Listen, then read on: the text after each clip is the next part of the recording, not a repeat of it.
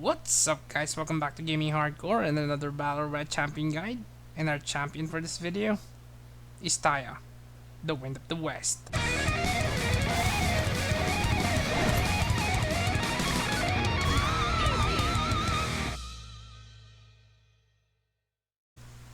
Okay, we will start up this guide by talking about the abilities and what she can do. Then we go to the Battlerites or loadouts, and the strengths and weaknesses, and of course my opinions about the Wind of the West. Okay, let's do this.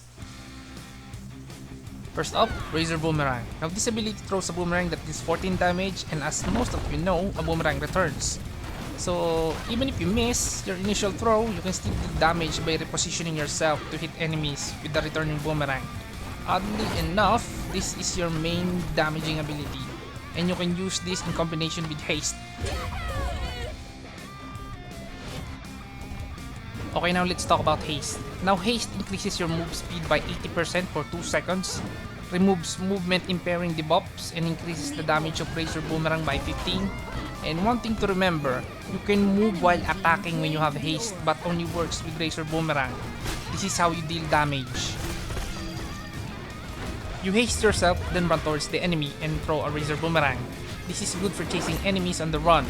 You can attack while chasing, and of course, it can also be used to get a decent distance from the enemies while attacking. I just wish they gave this some form of Battlerite to improve this, because we only got a shitty party Haste Battlerite. I guess that's okay, but I hope they put some time in here and think about the Battlerite that can improve this. Because frankly, 2 seconds of Haste is shitty as hell.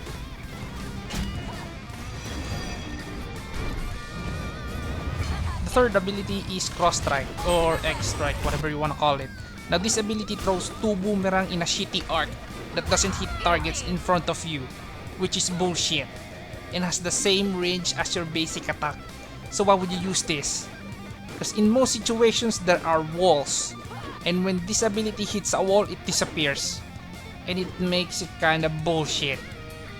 The only time you're going to be able to use this is on an open space, which is very situational. And if your enemy is not as smart, they will use tight spaces to fight you, and therefore you will resort to using Razor Boomerang. So why even have this? Compare this to other champions' right mouse ability. Even Rukan have a stronger damage and longer reach than this shitty mess.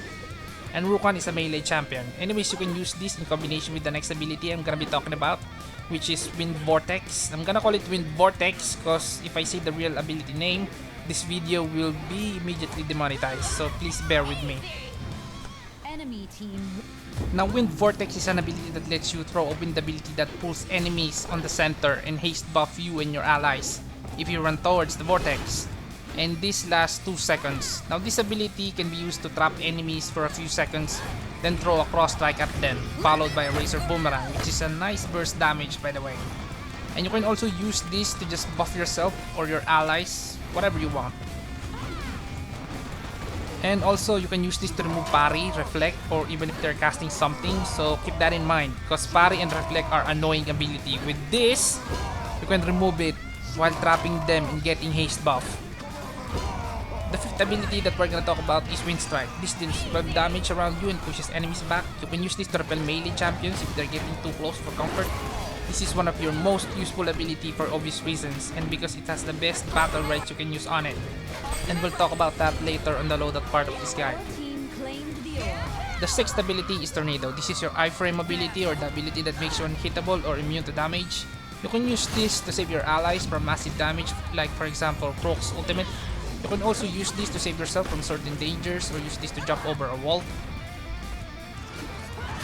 The seventh ability is Spinning Boomerang. This throws a boomerang that deals 16 damage that returns after a second and deals 24 damage when it returns, and also inflicts stun. Don't use this because conserving energy is very important to Taya. The 8th ability is Zephyr. This is a slightly stronger version of Wind Strike. Don't use this because again, conserving energy is very important to Taya.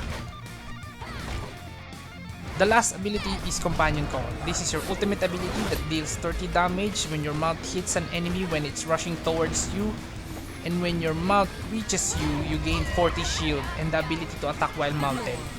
This is why I'm telling you to conserve energy, cause using this as soon as possible can turn the tides of the battle in favor of your team if you use this correctly. This is probably the reason why most of your abilities suck, cause this ultimate is overpowered as hell. And one tip, don't forget to use the Battlerite for this.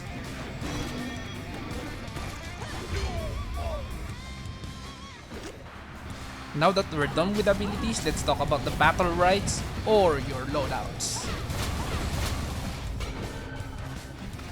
The first Battlerite is Breath of Air. Now this gives Razor Boomerang plus 6 heal only at the first hit during haste. It's just okay. Not good, but not bad also. But since you're hasting yourself as much as possible, you might as well use this.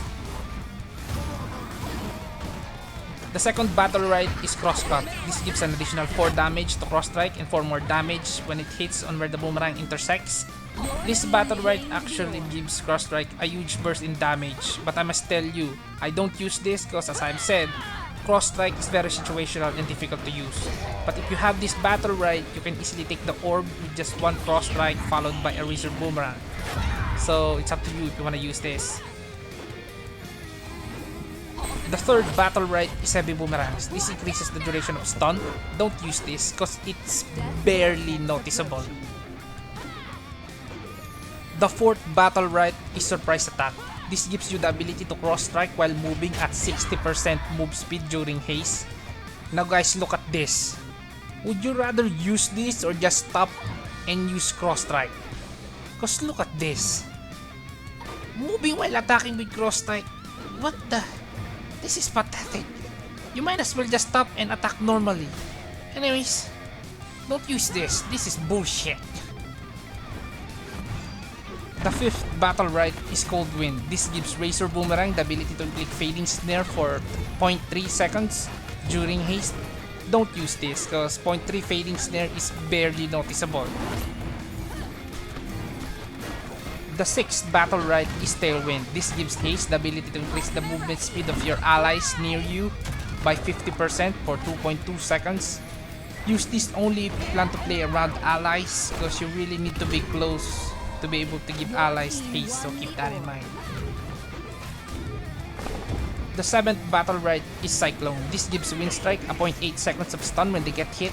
Now this Battlerite is good when there is not enough space to push enemies, and when they get stunned, they become easy target for a nice, well-placed Razor Boomerang.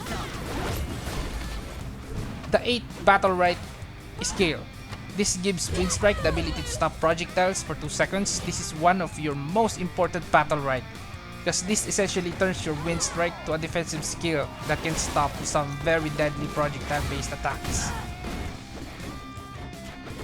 The ninth Battlerite is Wind Fury. This gives Windstrike the ability to reapply haste when it hits while you have haste. This is another good Battlerite because having more haste means more attacks while moving. The only problem you might have is choosing between 3 Battlerites for Windstrike. That is all good. The 10th Battlerite is Vortex. Now this gives your Wind Vortex the ability to pull enemies toward the center for 2 seconds. I don't use this because the initial pull of Wind Vortex is enough, but I acknowledge that this makes it easier to trap enemies in the center for a nice burst damage when you have the chance and the situation. The 11th Battlerite is Windstream. This increases the duration of Wind Vortex by 1 and increases the duration of its haste buff by 1 also.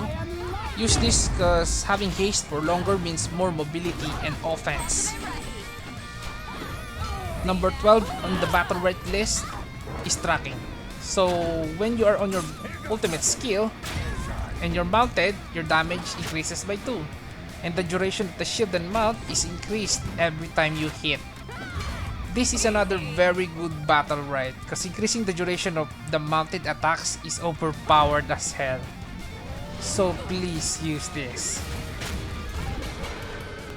The last Battlerite is Inspiration. This increases your max energy by 25% and increases the energy gain by 10%. This is good in combination with the ultimate ability Battlerite. I use this at times because, to be honest, I really like the ultimate ability because that ultimate ability is so strong that getting it as soon as possible means winning. Just use it properly. Now that we're done with the battle rights, let's talk about the strengths and weaknesses. Let's start with the strengths. And obviously, Taya's strength lies on her ability to attack while running. And taking advantage of that means using her property. Another one is her ultimate ability. It's very good, and I think they intentionally did it to compensate for the shittiness of most of her skills. Now let's go to the weaknesses. The first that I can notice is her range. Even a melee champion can beat you at ranged attacks. Cause your Razor Boomerang, your most reliable ability, needs to be a bit close to the enemy to hit. And when you're that close, you're putting yourself at the mercy of melee champions and true range champions like Jade. Another weakness is her skill. Let's start with the duration of Haste. I mean, like, come on. When you use Haste, before you can even pull one attack, the Haste is over. What the? Another shit skill is Crosscut. I already explained why. It's just a burden. It's a very situational skill. And you need an open space, so I don't know why. I don't know. They need to fix that. Now it's time for my opinion of Taya. I think Taya needs some fix, especially on her crosscut skill and haste. Since she doesn't have an ability that has a decent range, they should at least buff those skills. Considering most melee champions has all the dash and jump they need to close the distance, and sadly you also need that close distance to be able to hit Razor Boomerang. And by doing that, you're also helping the enemy close the distance much more easier. And no matter what you do, you are at a disadvantage. And that definitely puts Taya on a high level skill requirement to be able to be useful. And it's definitely up to you, the player. That's it guys, that's my Taya guide. Hope you guys like it. Please comment down below and share. And this is Andre of Gaming Hardcore. See you in the next one.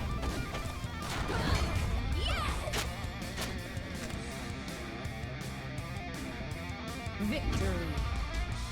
Vortex for me and my gang!